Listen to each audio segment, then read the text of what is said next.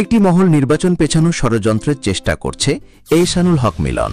রাজনীতি ৩ ঘন্টা আগে সাবেক শিক্ষা প্রতিমন্ত্রী ডক্টর আ.ন.ম এহসানুল হক মিলন বলেছেন, একটি মহল নির্বাচন পেছানোর ষড়যন্ত্রের চেষ্টা করছে।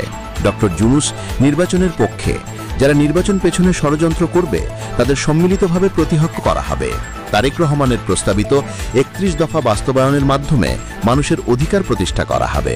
বৃহস্পতিবার বিকেলে চাঁদপুরের কচুয়া উপজেলা সদর দক্ষিণ ইউনিয়ন বিএনপির আয়োজনে আকানিয়া সরকারি প্রাথমিক বিদ্যালয় মাঠে ৩১ দফা বাস্তবায়নের লিফলেট বিতরণ ও কর্মী সভা অনুষ্ঠানে প্রধান অতিথির বক্তব্যে তিনি এসব কথা বলেন।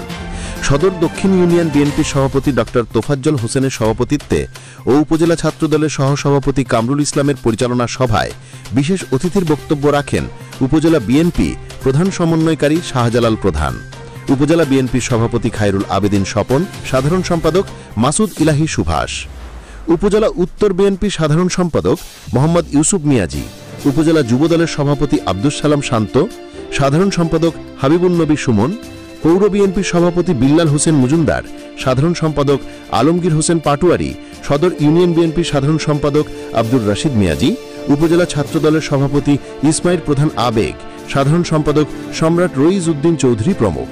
এ সময় ইউনিয়ন বিএনপি, যুবদল, ছাত্রদল ও মহিলা দলের অসংখ্য নেতাকর্মী উপস্থিত ছিলেন। অনুষ্ঠানের শুরুতে স্থানীয় জনসাধারণের মধ্যে বিএনপির প্রস্তাবিত ৩১ দফা বাস্তবায়নের লিফলেট বিতরণ করা হয়।